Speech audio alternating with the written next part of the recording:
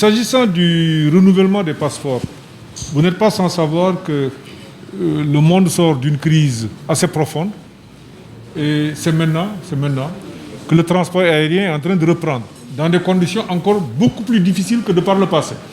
Ça, c'est la première chose.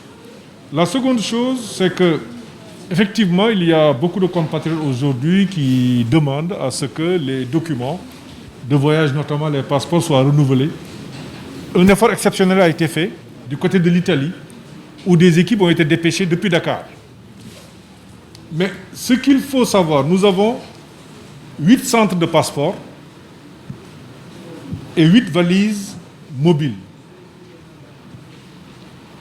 Autrement dit, c'est une opération que nous devons mener avec le ministère de l'Intérieur. Les passeports ordinaires sont du ressort du ministère de l'Intérieur. C'est vrai que nous organisons maintenant, disons, au niveau de nos consulats, l'établissement des passeports. Il faut donc d'une part la disponibilité des services du ministère de l'Intérieur et d'autre part que l'on puisse organiser le voyage, ce qui n'est pas facile et évident aujourd'hui.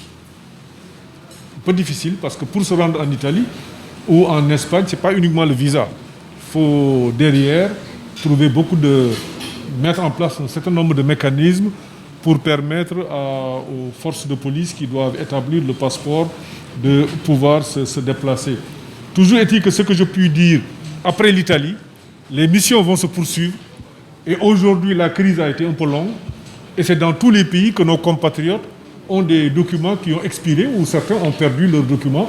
Donc l'État du Sénégal va faire un effort exceptionnel et dans les prochaines semaines, je pense que des missions vont être déployées un peu partout, mais nous sommes en train de trouver les arrangements diplomatiques pour pouvoir convoyer des effectifs depuis Dakar pour aller soutenir les missions qui sont sur place, notamment en Espagne, pour pouvoir procéder au renouvellement des passeports. Vous avez posé le problème des Sénégalais qui sont assassinés, c'est vrai. Nous avons le sentiment qu'il y a un regain. C'est aussi une des conséquences de la Covid. Je pense que la Covid a accru la pauvreté dans certains pays. Et effectivement, certains de nos compatriotes, à l'instar d'autres, ce n'est pas aussi quelque chose qui est spécifique au Sénégal, à l'instar d'autres, peuvent faire l'objet d'agressions, lesquelles peuvent virer au drame. C'est des actes que nous condamnons, c'est sûr. C'est des actes aussi pour lesquels nous sommes toujours présents. Vous avez suivi récemment aux États-Unis, quand il y a eu une famille qui a été assassinée dans des conditions qui ne sont pas encore élucidées, le gouvernement du Sénégal s'est mobilisé pour que cette affaire soit tirée au clair. Maintenant, au Sénégal comme ailleurs, il faut qu'on essaye quand même de donner beaucoup de conseils à nos compatriotes. Nous sommes dans un contexte particulièrement difficile où effectivement certains d'entre eux peuvent connaître malheureusement quelques difficultés. Maintenant, s'agissant du cas spécifique du Sénégalais qui a été assassiné en Libye, c'est aussi une affaire que nous suivons. La Libye, vous savez que c'est un pays qui connaît quand même une tension interne extrêmement importante. Et le Sénégalais serait décédé dans un endroit où il n'y a pas d'électricité d'ailleurs.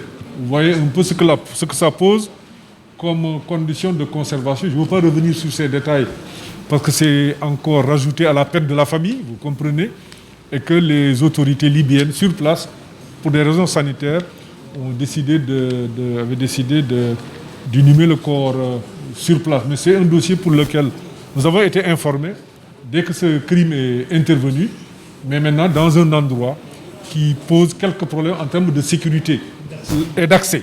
D'ailleurs, ce sont les deux conditions qui ont fait qu'il nous a été difficile de prêter main forte à la famille comme on l'aurait souhaité et comme on le fait. Maintenant, il y a quelques problèmes. Bon, je ne veux pas revenir sur certains détails. Vous comprenez qu'on ne puisse pas parler d'une personne décédée, de problèmes de conservation et tout. C'est un peu des questions un peu délicates. Je ne veux pas rajouter en tout cas à la douleur de la famille. Nous présentons nos condoléances à cette famille et nous sommes disposés à les soutenir comme on le fait pour d'autres. Vous avez parlé de la situation du Mali qui est une situation délicate, très complexe. Le Mali traverse effectivement une crise que nous suivons. Nous avons une population importante au Mali, mais jusqu'à présent ça se passe bien. Et nous espérons que ça ne va pas dégénérer au Mali et que les dernières recommandations prises par les chefs d'État en marge de la réunion de la CEDEAO de Dakar, que ces recommandations vont être mises en œuvre pour permettre au Mali de retrouver une situation normale. On ne le souhaite pas, mais s'il devait y avoir des difficultés additionnelles, effectivement, le gouvernement sénégalais prendra les dispositions pour soutenir nos populations qui sont sur place.